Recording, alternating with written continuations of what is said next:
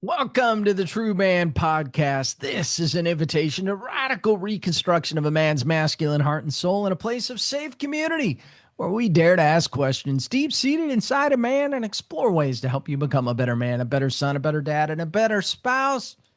How are you doing? Thank you for being here again this week on the True Man Podcast. What an honor to have you along for the ride right here in the middle of these hot days of summer. Man, I love the summer months, but you got to admit, it's pretty smoking hot out there. We have tapped in around 100 degrees here in Northwest Arkansas over the last couple of days. Looks like there are a few more days of it.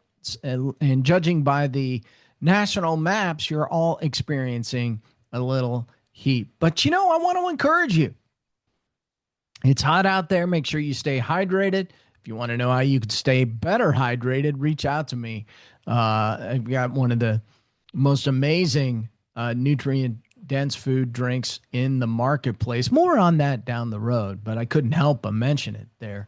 But if you really want to know how to stay healthy and hydrated, seriously, reach out to me. But stay hydrated while you're out there and go exploring God's get outside and explore what God's got for you outside. I think this is critically important to our health. We need to be taking better care of our temple. I was out walking around in a public place yesterday, and it's amazing to me how many people are just flat out not taking care of themselves. And really, listen, we have so many opportunities to do that now. There's really no excuse. You don't want to be up at the hospital any sooner than you have to. And if you're anything like me, I've got so many things I'm grateful for to live for. And we need to take care of our bodies, and we can do that. We can do that. So make sure you're taking care of your temple and enjoying the summer months at the same time. Well, welcome to podcast number 249, How to Lead Your Family When You Don't Feel Like a Leader. I think this is an important topic to touch on because it's something that comes up, and I think it's more of a confidence issue. I think it's more of a knowledge issue. It's not something that we talk about often enough or really teach often enough. So we're heading towards episode 250. Well, what an important year. Wow. America celebrates 250. The True Man Podcast celebrates 250. So I'm looking forward to bringing you that show. A lot of things we're going to roll out on that show. In fact, I'm going to touch on one specific thing here today. But let's dive into the podcast and talk about being a leader for your family. And as I begin, I want to tell you about a man that I sat down with not long ago. He's in his mid-40s, a good man, a provider. He shows up in life, which is half the battle most of the time. He does things right by most measures.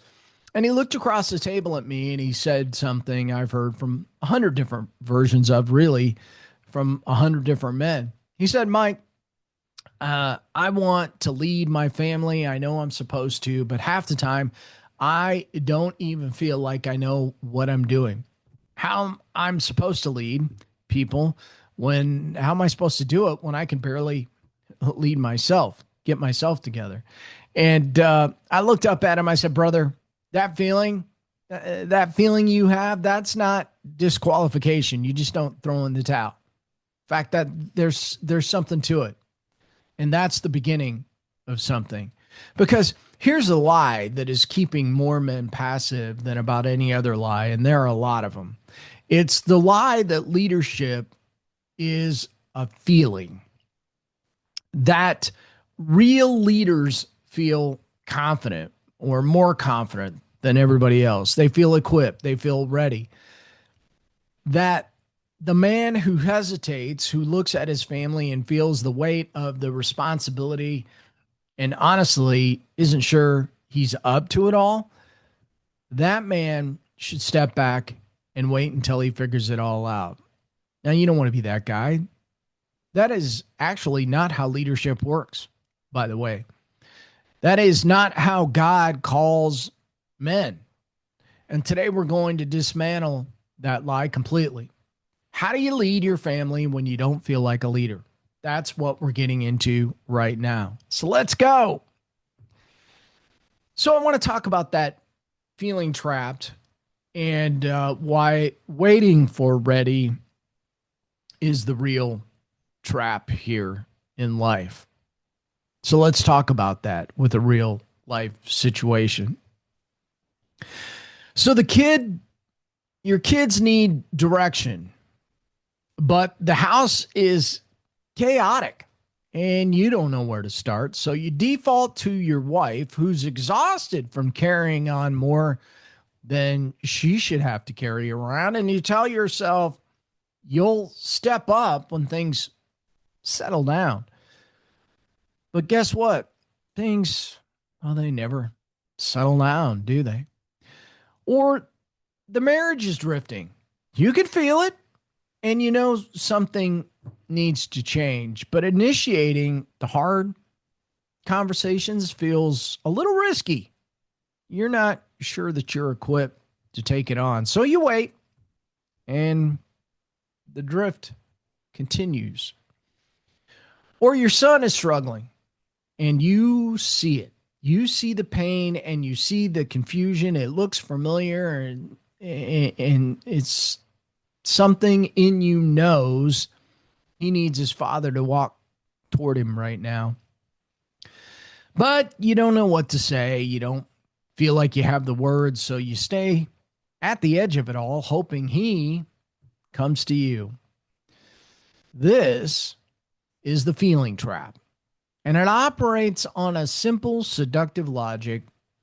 Wait until you feel ready. Wait until you feel equipped. Wait until you feel confident. Now, the problem is that the feeling never comes first. You see, feelings follow action. Confidence follows commitment, and clarity follows movement. The man who waits to feel like a leader before he leads will spend his life waiting, and his family will spend their life with a man who's almost there, but never quite present. Now, I want you to hear this clearly.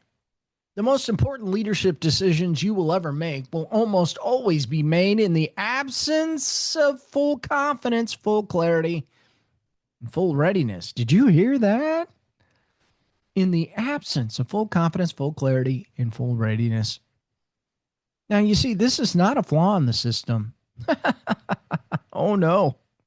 This is the system. Let me give you an example, a biblical one.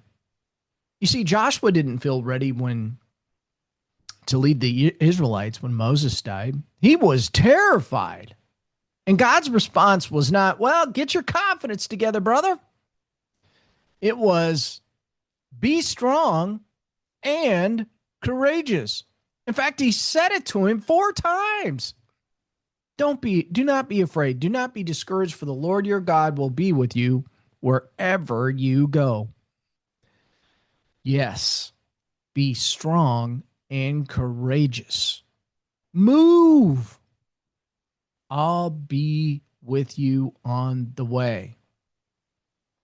That, friend, is the model. That is how God equips leaders, not before the step, but through it. So here's the question I want you to sit with. Where in your family right now are you waiting to feel ready before you lead? Name the specific situation, because that is exactly where you need to move into first. So you may be asking yourself, what does real family leadership look like? Well, let me start with this. I'll tell you what family leadership is not. It is not having all the answers. It is not being the loudest voice in the room. How's that working for you? It is not dominating every decision or running the household like a command center. You won't pull it off. I've seen that version of leadership up close. Men who controlled everything, demanded compliance, projected authority, and what it produced in their children was not respect. It was fear and distance, and eventually rebellion. I think we've all seen that. If not in our own house, somebody else's. Real family leadership is something quite different. It's quieter, more costly, and far more powerful. Here's the definition I keep coming back to, one I believe is rooted in the standard God actually calls men to be. A leader is the person whose presence makes the people around him more of who they're supposed to be. Let me read that one more time. A leader is the person whose presence makes the people around him more of who they're supposed to be. Not whose presence controls people, whose presence releases them. A father whose presence makes his kids more confident, more honest, more secure, more themselves. A husband whose presence makes his wife feel known, valued, covered, and free to be who God made her to be. Friends, that's a happier place. That is the mark of real leadership. Not the performance of authority, it is the fruit of it. And I want to connect this to something because over the years of working with men, I've come to believe that real family leadership is not built on personality type or natural gifting. It's built on character. And character, real, tested, consistent character, is built one decision at a time in the ordinary moments of the ordinary days. It's built when you lead with sacrifice instead of self-interest, and when you stand firm in hard circumstances instead of folding under pressure. When you bring calm into chaos instead of adding to it, when you control your reactions instead of weaponizing them against the people you love, you're gaining momentum. These are not personality traits. They are disciplines. They are marks. They are things a man builds deliberately, repeatedly over time until they become who he is. And here's what I want you to understand. These marks are available to every man in this conversation, not just the naturally strong ones, whatever that is, not just the ones who had a great father model. Every man who is willing to do the honest daily work of becoming who his family needs him to be. So let me ask you something. If the people in your home were asked to describe the kind of leader you are today, not the leader you intend to be, not the leader you were 5 years ago, what would they say? And is there a gap between that answer and the man you know you're called to be? So I want to introduce something to you today, not as an advertisement, as a resource, something that I believe in deeply and have poured a significant part of my time and life into building over the last few weeks and months. In fact, next week, as I mentioned earlier, we're going to roll out the 250th podcast. And I'm going to speak directly into what's coming next week, but here's a taste. I like to call this the standard of a restored man. And before I tell you what it is, let me tell you why it exists. Because one of the things I hear most consistently from men who want to lead their families better is this: I don't know what the standard is. Nobody ever gave me the code. I want to lead well, but lead by what? According to what? With what as my measuring stick? A lot of what's in there. So I believe that question deserves a real answer. Not a motivational poster. You don't read those anymore anyway. Not a list of productivity hacks. There are plenty of those online. A real biblically grounded, practical, applicable standard that a man can hold himself to. and that his family can feel. So here's what we built. The standard of a restored man is organized what we call the 9 marks of a restored man. And each mark is anchored not in a man code, but in the fruit of the Spirit. From Galatians chapter 5, verses 22 and 23. God's design for a man, expressed through the lens of masculine leadership. So what I want to do today is I want to walk you through all 9. And as I name them, I want you to do something. I want you to put down everything you're doing right now, and I just want you to focus on me. Focus on my voice, and I want you to listen for the one mark that lands the hardest, the one where you feel the most resistance or the most conviction, because that one is probably where the most important work is waiting for you. So Mark 1 is a man, he leads with sacrifice. This is anchored in love. The man who does not ask what he gets, but what they need. Sacrificial leadership is love in action, not a feeling, but a decision made daily. Mark 2, he stands firm. This is anchored in joy. His strength is rooted deeper than how things are going. He is the anchor when the family needs steadiness, not because he has all the answers, but because he refuses to collapse.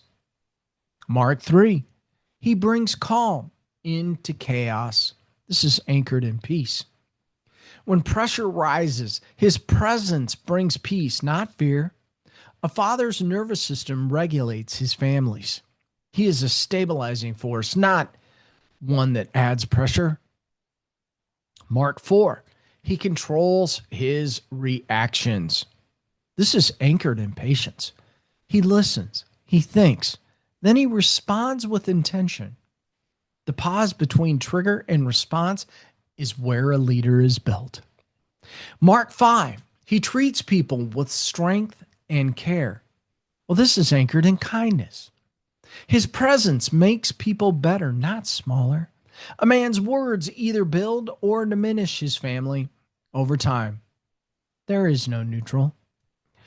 Mark 6, he does what is right, even when no one sees. This is anchored in goodness. Who he is in private matches who he is in public. The integrity gap always surfaces eventually in this character or in his children. Mark 7, he is a man others can count on. This is anchored in faithfulness. He consistently builds trust, and trust builds legacy. Faithfulness is rare and therefore one of the most valuable things that a man can offer. Mark 8, he operates with strength under control. This is anchored in gentleness. You see, a real strength doesn't shout, it stands. Power and force are not the same.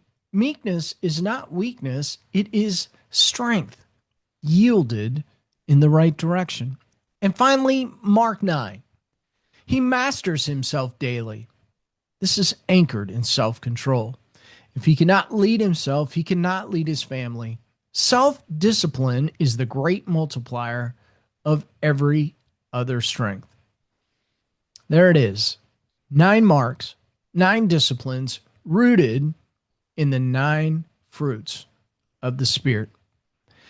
And here's what I want you to feel right now. This is not a standard design to condemn you. It is a standard design to call you forward, to give you a code, a real biblical masculine code that you can hold yourself to every single day. So I ask you to listen for the one that hit the hardest. Which one was it? And what would it mean for your family if you moved toward that mark specifically starting this week?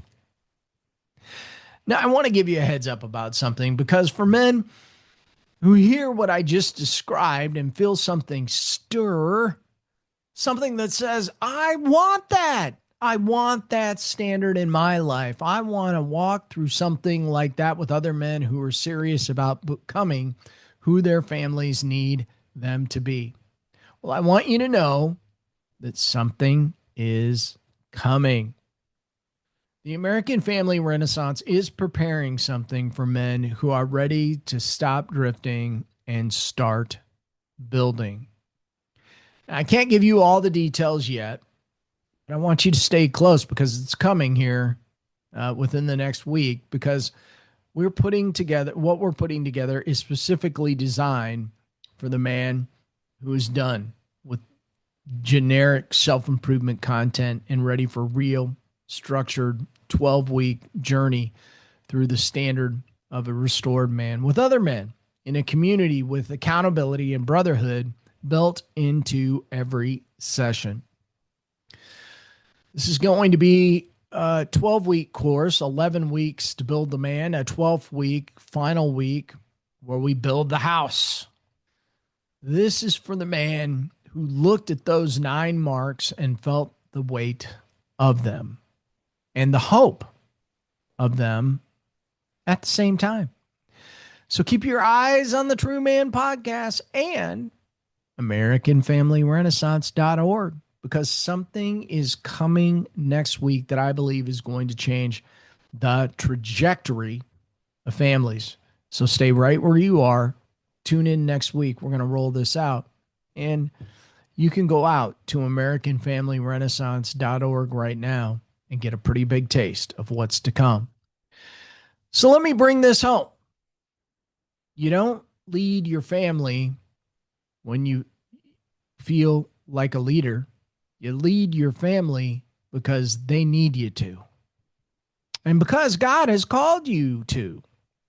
And because the alternative is just this aimless drift that's going on everywhere. And drift is not neutral. It is a direction, and it's downstream. So here's what I want you to take away from today. Leadership is not a personality type. It's not reserved for naturally confident, the naturally articulate, the men who've had great fathers and great models. It is a daily decision to show up, to bring sacrifice instead of self-interest, steadiness instead of instability, integrity instead of performance, presence instead of just running from your family. And that decision, made day after day in ordinary moments when nobody's watching and nothing feels particularly heroic, well, that builds a family. That's what makes a family last. A marriage that holds, children who grow up and carry something into the world worth carrying. You don't have to feel ready. You just have to move. The man who moves imperfectly, humbly, persistently in the direction of the standard is the man his family will remember. Not the man who had it all together, the man who chose them every day, even on those days it cost him. That is what a restored man looks like. Friends, that is the standard. And it is available to you. It's available to you. We just gave it to you. And if you want more of it, you're welcome to reach out now. We're going to open this tool up here very, very soon, working on all the pieces and components of it. And I'm excited, really, really excited to roll this out this fall. And you're going to hear me talking about a lot about it in the coming weeks. So if this episode stirred something inside you, share it with a man who needs a standard to live by, wants to learn how they can raise the bar and have a standard in their life, in their family's life. You see, that man is closer than you think. Well, thank you for listening to the True Man podcast today. I hope you enjoyed the 249th episode of the True Man podcast. I'm just amazed and blown away. It's just so grateful that God has given me this platform. And don't mistake this. I hear a lot of people tell me, Mike, you're doing do a great job. All of this, every bit of it comes through the Holy Spirit. Let there be no doubt. Let there be no doubt. Well, thank you for listening to the True Man podcast. If you enjoyed this episode, please go out and leave me a great review on your favorite podcast channel. Go out and check out AmericanFamilyRenaissance.org. If you want to hop on my calendar, feel free to do that. You can send me an email at mike@truemanlifecoaching.com.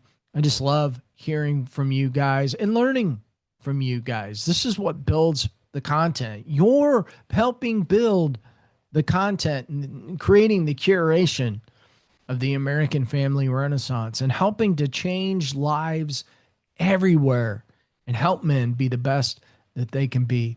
God bless you. Thank you for listening. Can't wait to see you next week on the 250th episode of the True Man podcast. God bless. Go out and have your best day ever.